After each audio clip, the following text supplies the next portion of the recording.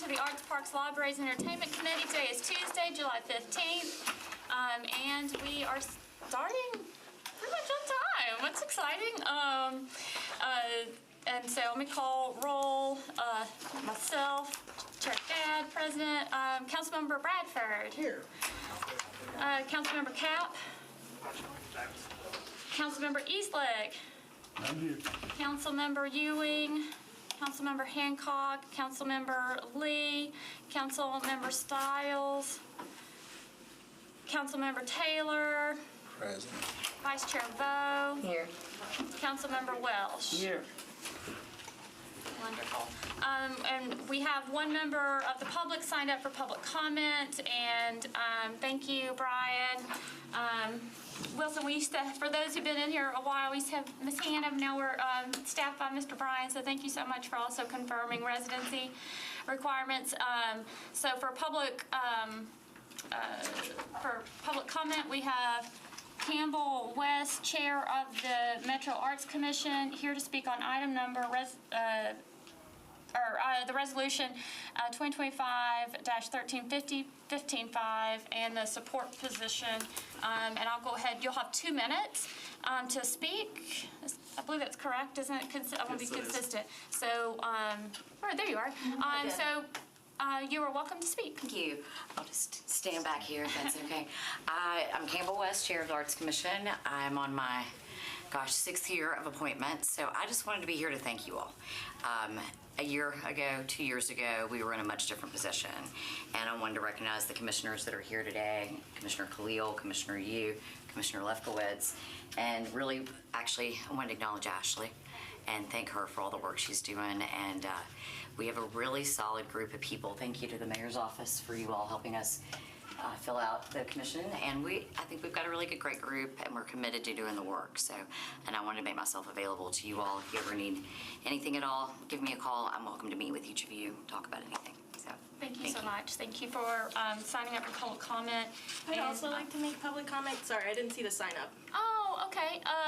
Do you want to, I tell you what, if you will, do you want to sign up for this particular resolution? Okay, Yes. and will you just show your residential requirements that Brian needs to look at? And state your name and support or oppose for that resolution number.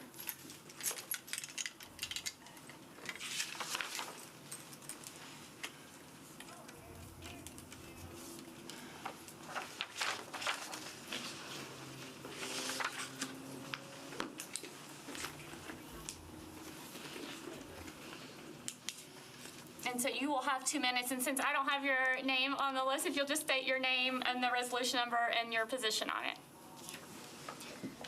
So my name is Lydia Youssef. I was one of the Title VI complainants from fiscal year 2024, and I'm opposed to the grants criteria resolution.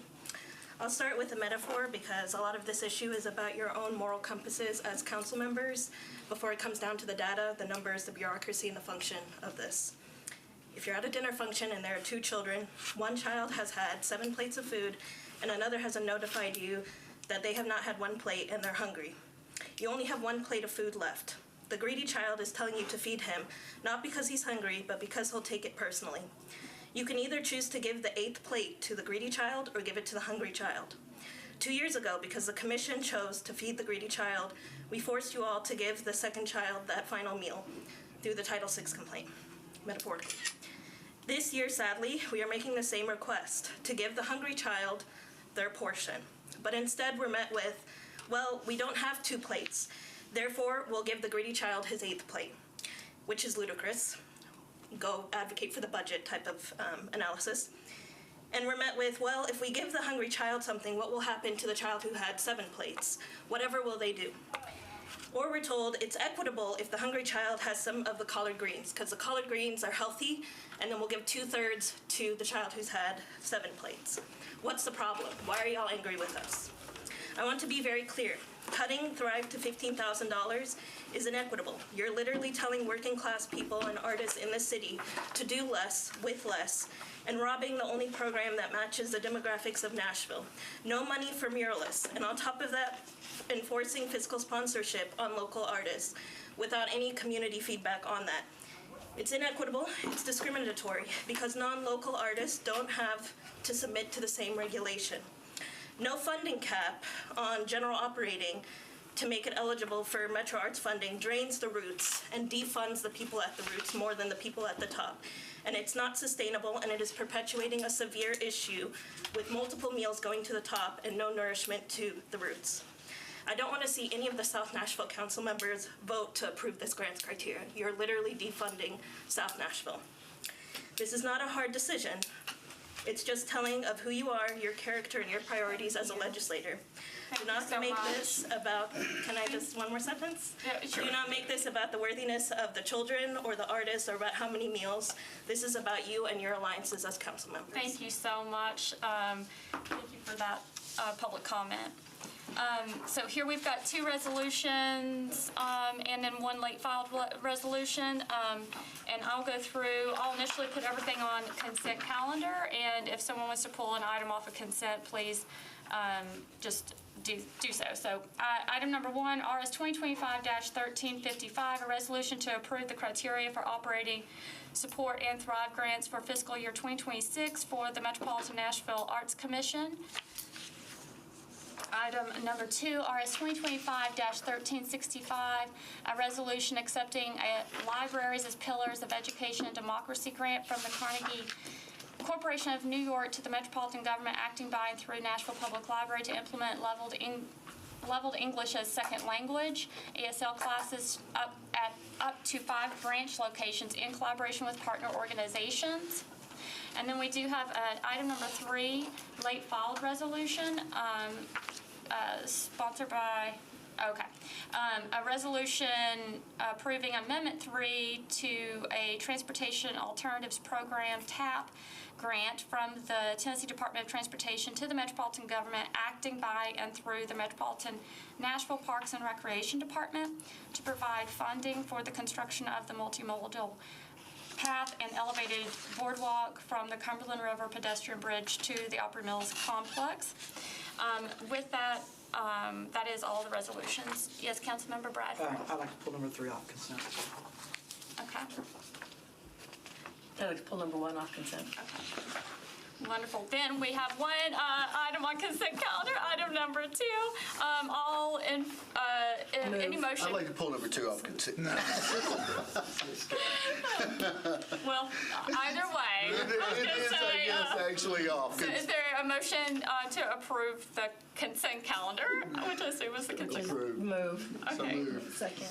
Wonderful. Any discussion? Here, go ahead, sorry. Yes, I had a quick question, Chair. Can someone else trying to read the emails, but what are the 5 branches? Can someone from Do we have anyone library from the tell us? library that's here with us today?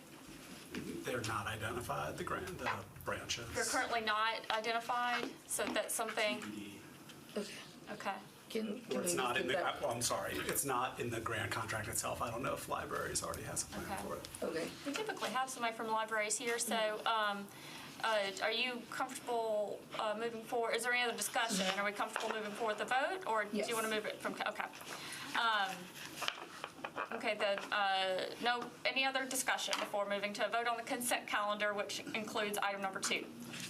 Hearing none, seeing none, all in favor, please indicate by saying aye. Any against? Okay. And then I learned yesterday, present not voting is not an option for consent calendar, so. So wonderful. Okay, we're gonna go back to item number 1, RS 2025-1355, and we do have the interim director, Batchelder, here as well as a resource for questions. But with that, I am going to turn it over to Chair Borderfield. There's a motion for approval. Is there a second? Second. Thank you so much for the motion and second. Now, are there any questions? We have the sponsor here, or any other parts of discussion? Okay. Yeah, Councilmember Welsh. Yes, thank you. I would like to speak in support of this resolution. I feel like we've come out of years of dysfunction, and we're finally getting back on track. If we approve this tonight, we can open applications tomorrow for arts and have money out into the community by November. At the towards the end of the year, we will begin to work on new criterion to address some of the other issues that we know still exist. But I feel like we have come a very, very long way, and I think it's very important that we get back on track with this. And I think that Ashley Batchelder, as the interim, has done a great job with this. So I think that we need to support this tonight so that we can continue to move forward and get arts back into the position that it needs to be in. Vice Chair Vo. Thank you so much, Chair. I just wanted some clarity because I think people, from the emails we've received, can Metro Arts just talk to why it was reduced from $20,000 to $15,000? And if my understanding, to clarify, in the previous cycle, it was up to $20,000, so it did not mean that you would get that amount. That was just the cap. And this year, the criteria is if you apply, you will get $15,000, or you will not. If we can just clarify that, so. If you'll come forward, our interim director, and identify yourself, even though I've called your name a couple of times, but if you'll come forward and respond to Vice Chair Both.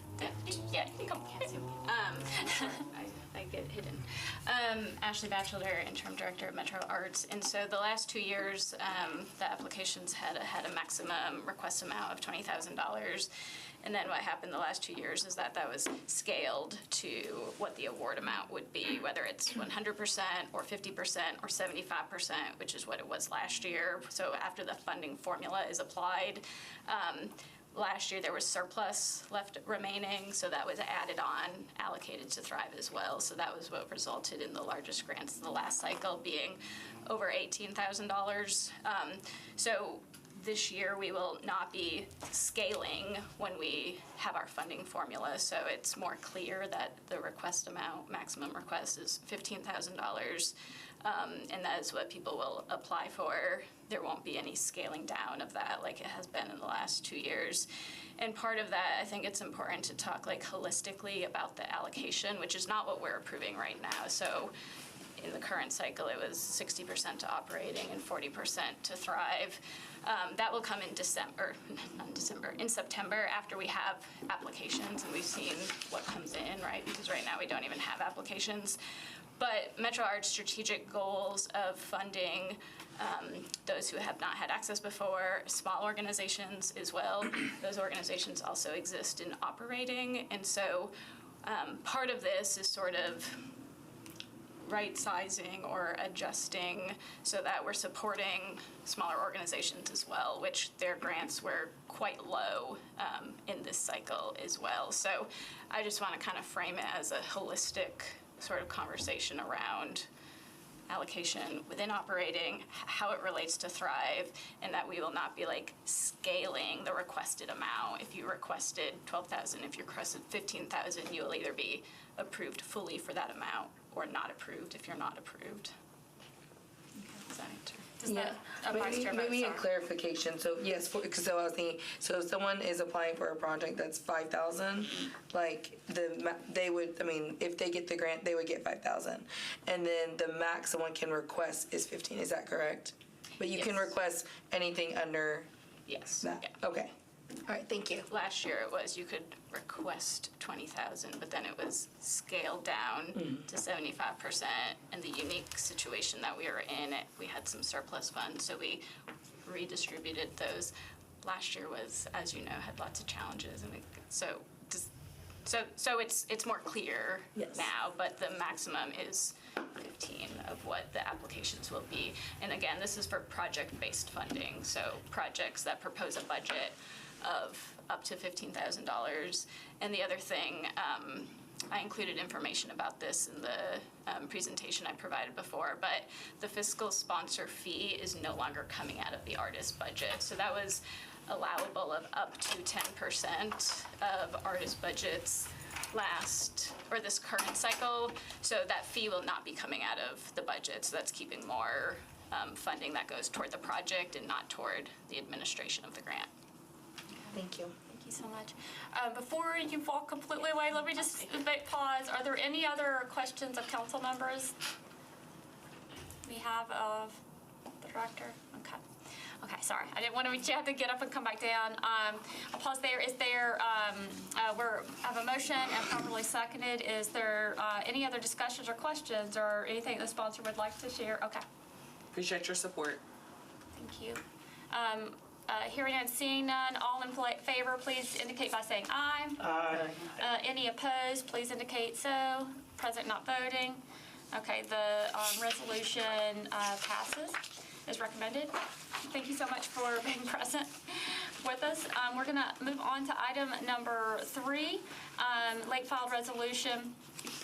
And Councilmembers Greg Cap Porterfield and myself is on this one. This is the resolution approving Amendment 3 to the TAP, Transportation Alternatives Program grants from the Tennessee Department of Transportation to Metro government, acting by and through, I've already read all this, but through the Parks and Rec Department to provide the construction of the multimodal elevated boardwalk to the Cumberland River pedestrian bridge to the Auburn Mills complex. I'm going to pause there and see, is there a motion? Move. Second. Okay, properly motion and seconded. Is there any conversation? Yes, Councilmember Bradford. Thank you, Chair. Is there any explanation as to the nature of the late file? Is there anyone, whether that's from the administration or maybe Parks? Do not know. Most of this work is in District 15, but it connects to District 6. I don't know that I can say why it's late filed, but it is something we've approved this. The amendment itself extends the time. As to why it's late filed, I don't know. My guess is that it was just an administrative, There was some, probably I read delay. in one of the exhibits, like some type of, I don't know if it's I better not speak to it, but it seemed like there might have been a reference in one of the exhibits now to reference that, but I don't have an answer. So this is an extension of the timeline. So this particular project's been approved, but this is extending the agreement time. Yes. In order to access and utilize the funds, is that? Yes. Okay. Are there any other questions, Councilmember Bradford or any other members? Okay, we usually have somebody here from Parks too. I guess Parks and Libraries have given us a break from today's meeting. Where's Kevin when you need him? I know. One time. Okay, so the one time I heard somebody say. But with that, are we comfortable making? I think we've already made a motion and moved for second. Is there any other discussion and folks comfortable with moving forward to the vote? I don't hear any other discussion. Go ahead. I'm supportive Councilmember of Cap. it, and I deduce from are on the the- sponsorship of Councilmember Gregg that Yes. he is as well. It's mostly in his district. I mean, it's entirely in his district, actually. Well- It just connects to mine. Wonderful. Then I'll move forward with the vote. All in favor, please indicate by saying aye. Aye. Any opposed or present not voting, please indicate that. Not voting. Not voting, okay. Wonderful. With that, we unanimous. Well, it passes. It's approved. How about that? And so that concludes our agenda items for today. Is there a motion to adjourn? Move. Second. We are properly adjourned. Thank you all so much.